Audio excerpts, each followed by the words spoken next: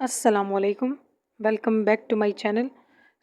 आज हम क्लास 7 के जो एमसीक्यूज़ हैं जनरल साइंस की बुक के, उनको एक्सरसाइज के एमसीक्यूज़ की प्रैक्टिस करेंगे।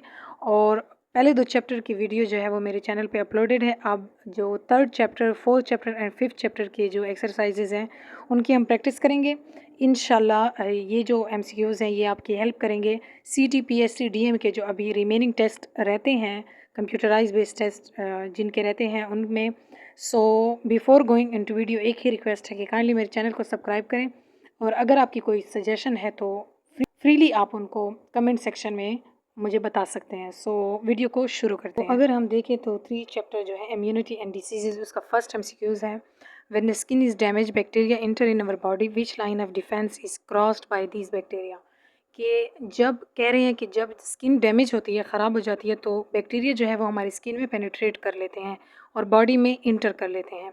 तो कौन सी लाइन ऑफ डिफेंस को क्रॉस करके ये अंदर आते हैं? तो first option is correct. First line of defence जो है इसको क्रॉस करके बैक्टीरिया अंदर दाखिल होते हैं। Next MCQs number 2, a newborn baby has less immunity as compare to other people. The baby has only, कह रहे हैं कि जो अभी बच्चा पैदा होता है तो उसमें इम्यूनिटी जो है as compare to grown up man, एक बड़े आदमी से उसकी इम्यूनिटी कम होती है। तो इसमें कौन कौन सी इम्यूनिटी होगी एक छोटे से बच्चे में जो न्यू बर्न बेबी है? तो D option is correct, innate and natural passive immunity. Innate जो बचपन से उसको मिली है by birth, and natural passive immunity जो वो मदर से लेता है।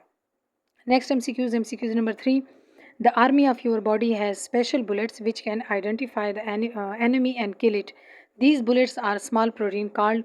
कह रहे हैं कि आपकी बॉडी की जो आर्मी है उनके पास छोटे छोटे बुलेट्स होते हैं जो कि एनिमी को, यानी कि दुश्मन को आइडेंटिफाई करते हैं और फिर उनको मार देते हैं, किल कर देते हैं।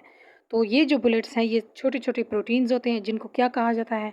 Option B is correct, antibodies. ये जो बुलेट्स हैं जो प्रोटीन से बने होते हैं इनको एंटीबॉडीज़ कहा जाता है। Next MCQs number 4, third line of defence learns about the enemy and adopt accordingly, it's also called. कह रहे हैं थर्ड लाइन ऑफ डिफेंस जो है वो एनिमी को, यानी कि एनिमी के बारे में जान लेती है, लर्न करती है और फिर उसके मुताबिक ही ख़ुद को अडॉप्ट कर लेती है। तो इसको हम क्या कहेंगे? इस तरह की इम्यूनिटी को option A is correct. So option A is correct, adaptive learn immunity, यानी कि एडॉप्टिव या learn immunity. Next MCQs number 5, Binesh is allergic to dust and pollen, her health issue is due to. कह रहे हैं कि बीनेश जो एक लड़की है वो एलर्जिक है किस चीज़ से? गर्द से, और जो बिल्कुल डिफरेंट टाइप ऑफ पोल्यूशन है उससे वो एलर्जिक हैं। तो ये हेल्थ इशू जो है वो किस वजह से होता है? Option B is correct, disease due to pathogens की वजह से उसको ये एलर्जी की कंडीशन होती है।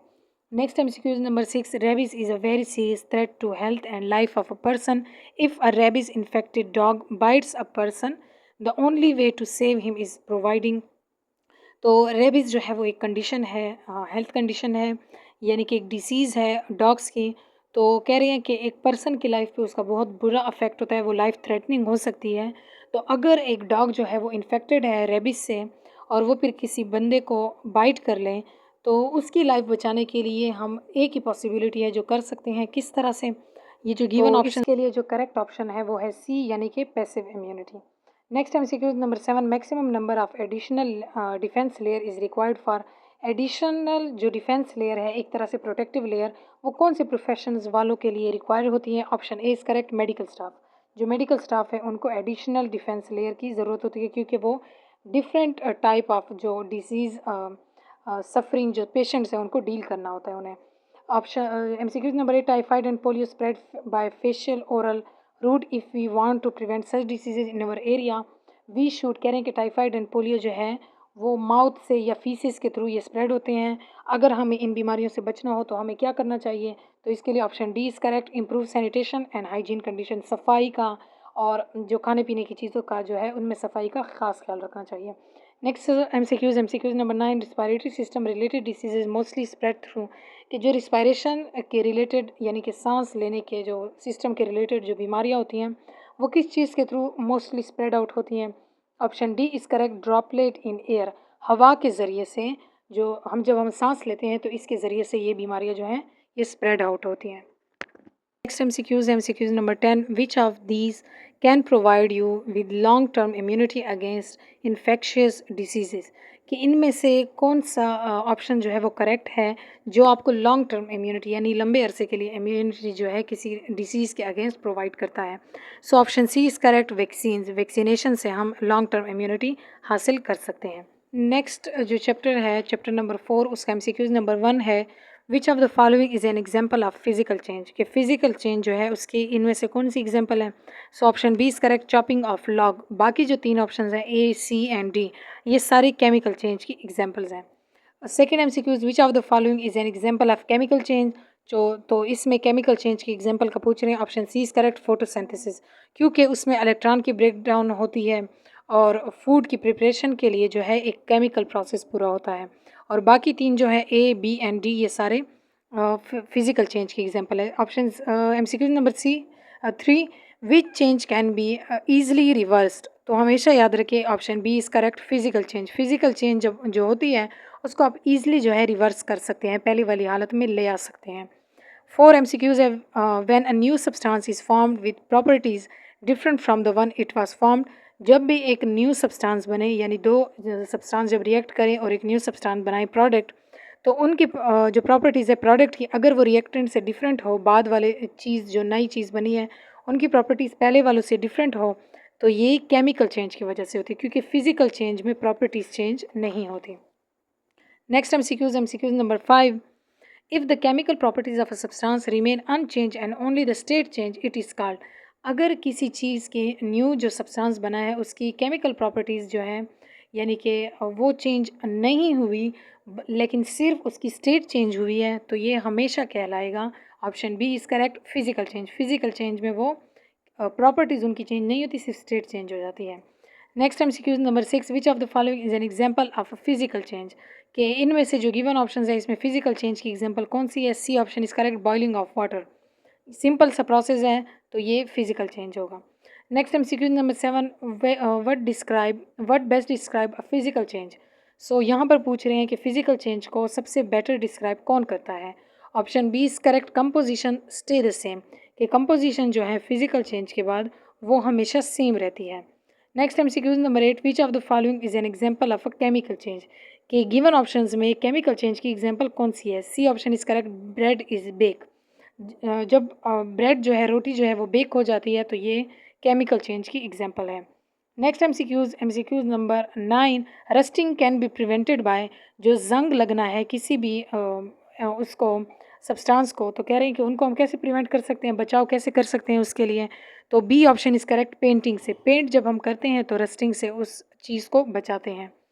Next MCQ number 10, milk turn सौर, दिस इज़ कि मिल्क जो है वो जब ख़राब हो जाता है, सौर हो जाता है, तो ये कौन सी चेंज है, तो B option is correct, chemical change, क्योंकि सारी उसकी जो प्रॉपर्टीज़ है केमिकल प्रॉपर्टीज़ वो चेंज हो जाती है। चैप्टर नंबर 5 जो है उसका फर्स्ट MCQs है न्यूट्रॉन्स कैरी, के न्यूट्रॉन जो है उस पर कौन सा चार्ज होता है। A option is correct, no electric charge, neutron जो है वो न्यूट्रल होते हैं तो उस पर कोई इलेक्ट्रिक चार्ज नहीं होता।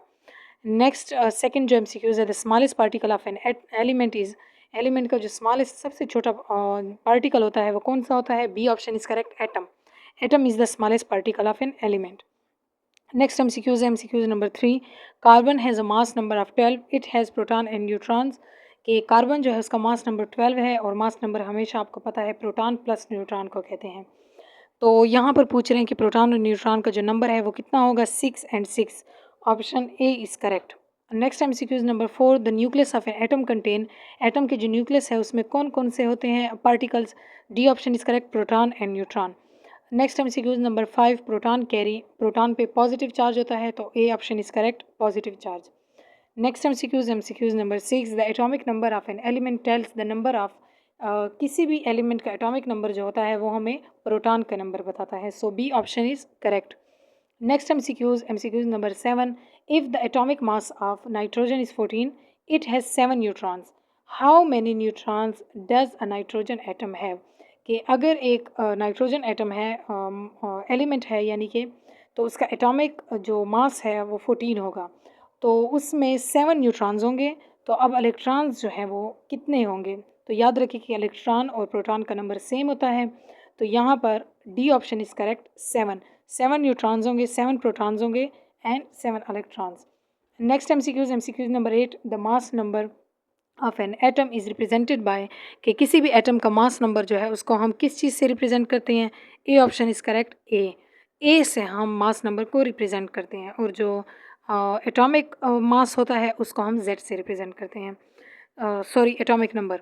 नेक्स्ट एमसीक्यूज है MCQs number 9, nitrogen is an element with the symbol N and the atomic number is 7. Its electronic configuration is represented as, nitrogen element का पूछ रहे हैं कि अगर उसका सिंबल N है और एटॉमिक नंबर 7 है तो उसका इलेक्ट्रॉनिक कॉन्फ़िगरेशन क्या होगा? So A option is correct 2 and 5. तो last MCQs number 10, what is the sequence of the elements in the periodic table? Lithium, beryllium, hydrogen and nitrogen. ये 4 elements यहाँ पर आपको दिए गए हैं कि पीरियोडिक टेबल में इनका जो सीक्वेंस है वो क्या होगा। तो याद रखिए पीरियोडिक टेबल में सीक्वेंस जो है वो इंक्रीजिंग एटॉमिक नंबर के सीक्वेंस से हैं। So A option is correct, helium, lithium, beryllium and nitrogen, ये इनका सीक्वेंस है with increasing atomic number. So ये थे आज के हाफ हमारी बुक हो गई है साइंस की, general science class 7th। Remaining chapter इंशाल्लाह नेक्स्ट वीडियो में आएंगे। Till then like, share and subscribe to my channel. Thank you.